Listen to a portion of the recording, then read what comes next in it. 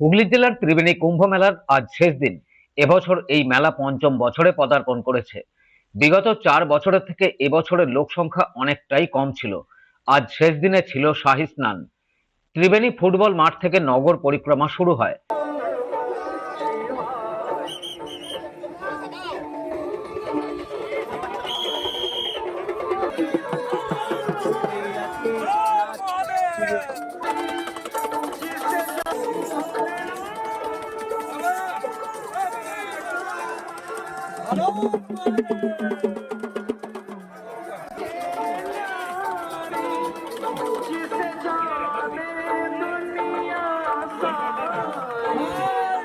সেখানে উপস্থিত ছিলেন বিভিন্ন সাধু সন্ত থেকে ভক্তরা।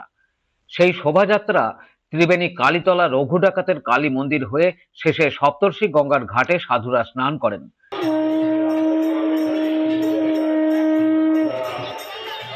তারপর হাজার হাজার ভক্ত এই গঙ্গায় স্নান করেন। শুধু ত্রিবেণী বা জেলা নয়, বিভিন্ন জেলা সহ ভিন রাজ্য থেকেও বহু মানুষ আসেন।